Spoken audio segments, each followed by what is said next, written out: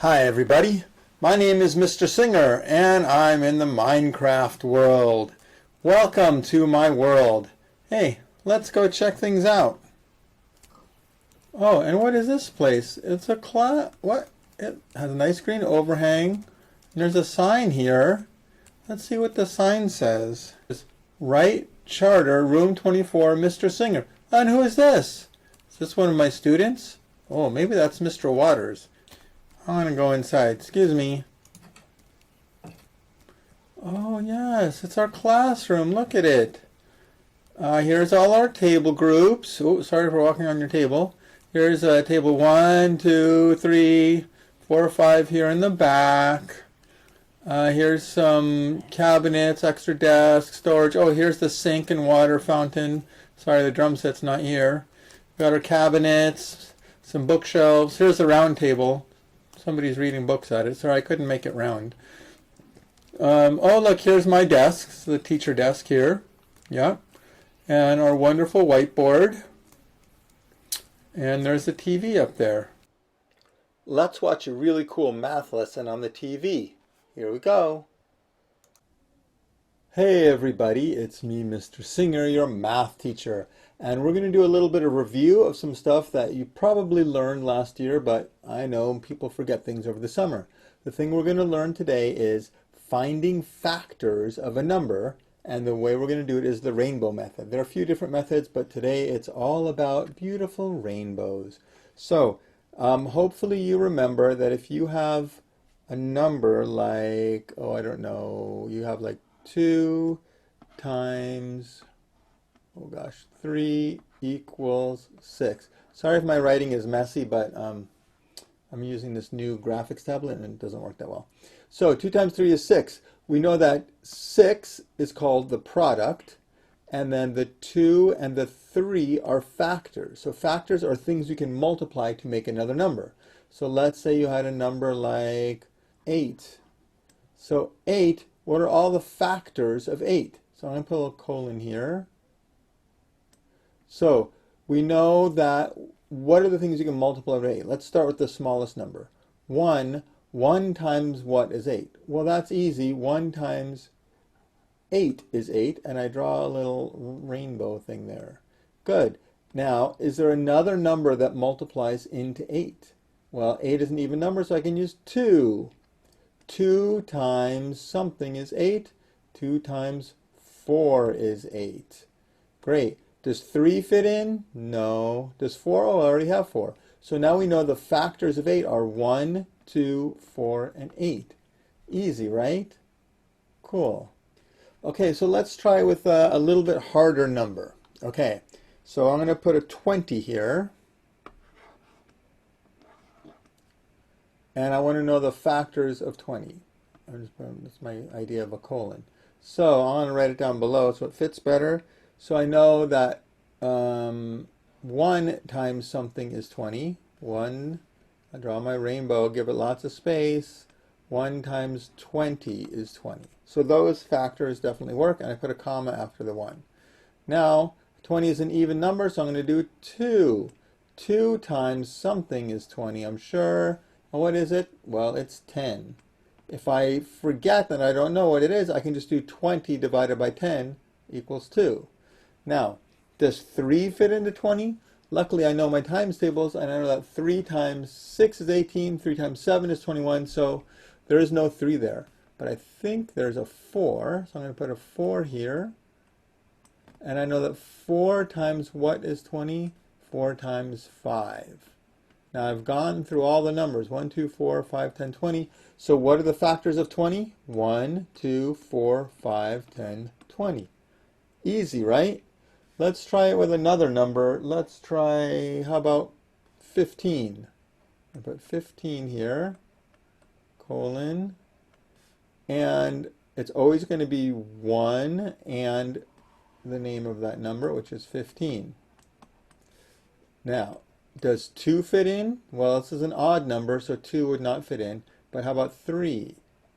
3 times what? I draw that. 3 times 5. Cool. Does 4 fit in? No, and then here's 5. So the factors of 15 are 1, 3, 5, and 15. Let's do one more. Let's do 10 down here. So the factors of 10 are always going to be 1, rainbow, 10. And when you do this, I want you to actually do the rainbow thing. And then we have comma 2. 2 times what? 2 times 5. And is there a 3? No. How about 4 times something? 4 times 2 is 8. 4 times 3 is 12. No, that's it. So our factors of this are 1, 2, 5, 10, 15.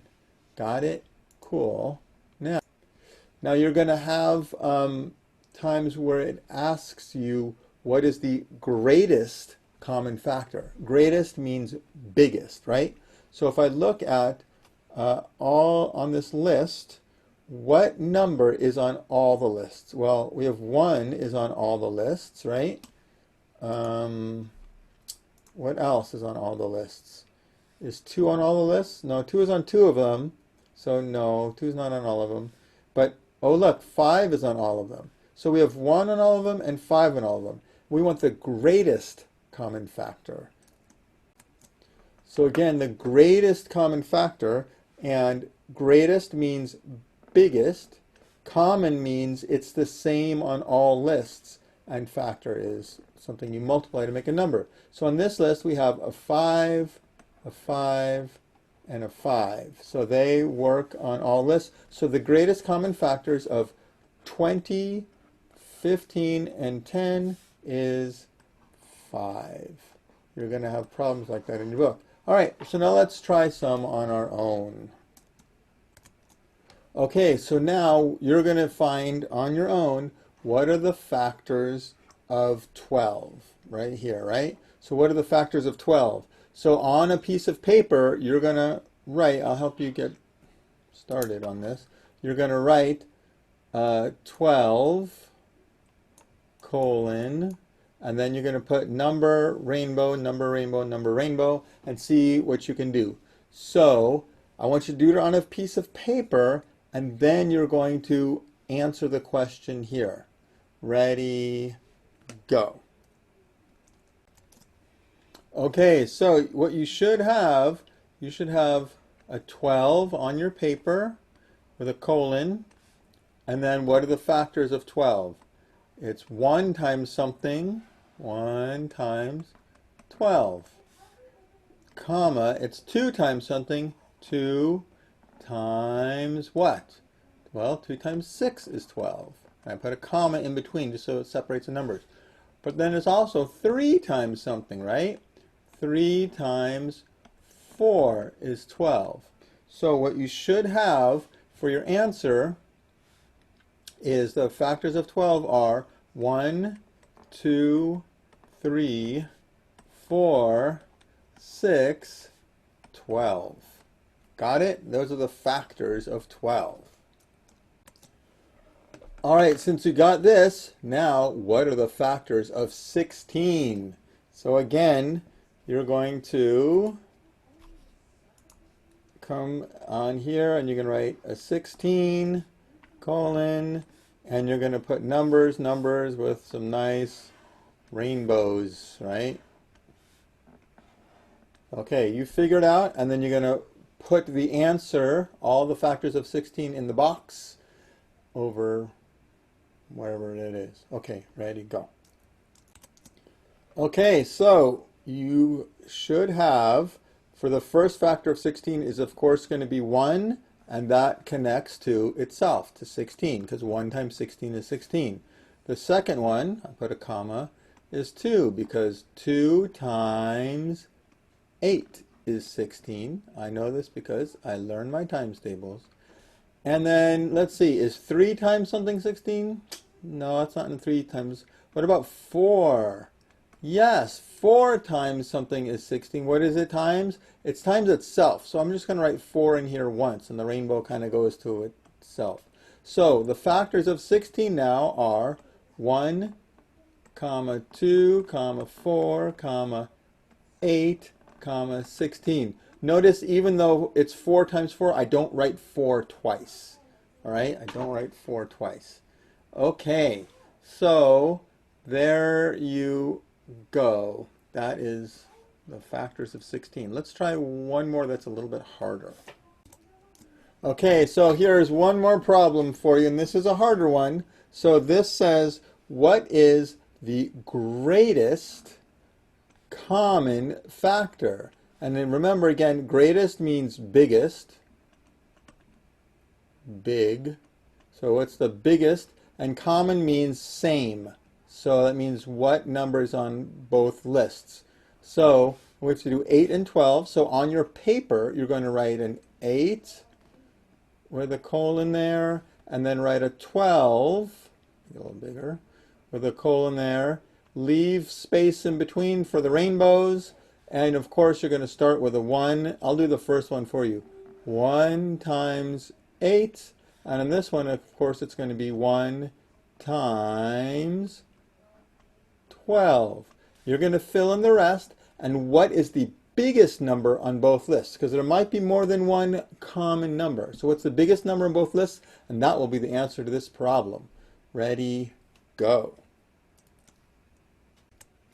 Okay, so hopefully you have it, you got it done, no problem. So the factors of 8 are 1 times 8, and then we have 2 times 4. And that's it. So the factors of 8 are 1, 2, 4, 8. The factors of 12 are, I think we even did this one before, 1, and it's 2 times 6 is 12, and then it's also 3 times 4 is 12. So the factors of 12 are more, 1, 2, 3, 4, 6, and 12. So if I come up here, let's change to green. Now what numbers are on both lists? Well, I have a 1 on both lists, I have a 2 on both lists, and I have a 4 on both lists. But this says what is the greatest common. So the common factors are 1, 2, and 4. We only want the biggest or the greatest one. So that would be 4. So our answer, the greatest common factor of 8 and 12 is 4. Got it? Cool. Okay, here's the last problem of this set here. And that is to find the greatest common factor of 3, 12, and 18. So on your paper, you're going to put a 3, colon, a 12, colon, and an 18, colon. Step 1, do the rainbow method for all of these. Step 2, find the greatest common factor, meaning what is the biggest number that's on all the lists. Got it? Okay, it's a big one. It's a lot of work, but you can do it. So again, I'll give you a little head start. This is going to be 1 times what? 1 times 3. Hey, look, there's nothing else from 3. Oh, I gave you the easy one. Darn it. Because 3 is a prime number, which means it's just 1 in itself. Okay, you do the rest. We just did 12 on the last one, and then do 18. Ready, go. Okay, so what you should have done is for 12, figure out that it's going to be 1 times 12, and this is just like what we did last time, 2 times 6, and 3 times 4. Great, now 18 is even bigger, so you can have 1 and 18, 1 and 18, and then you're going to make the rainbow. Maybe it's 2 times something, and I happen to know my times table is that it's 2 times 9 is 18. And I also know that 3 times something, 3 times 6 is 18. And is there 4 times something? 4 times 4 is 16. 5 times nothing. No, so these are all the numbers. 1, 2, 3, 6, 9. Okay, so now let's go to a pretty color here.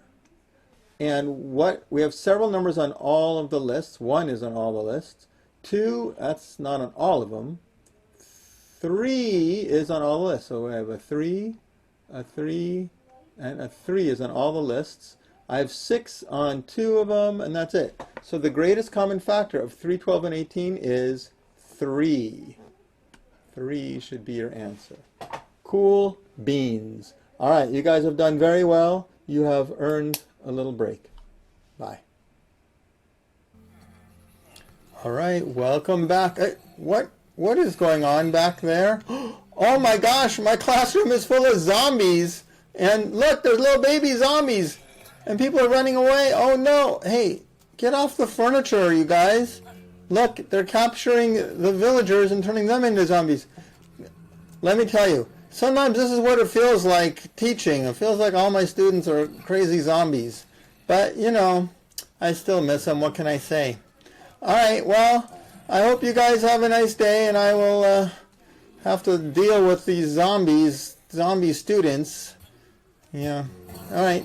Well, I'll see you guys at the next Zoom meeting. Remember, please check Google Classroom for your math and science. Adios. Bye, bye, bye, bye, bye, bye, bye.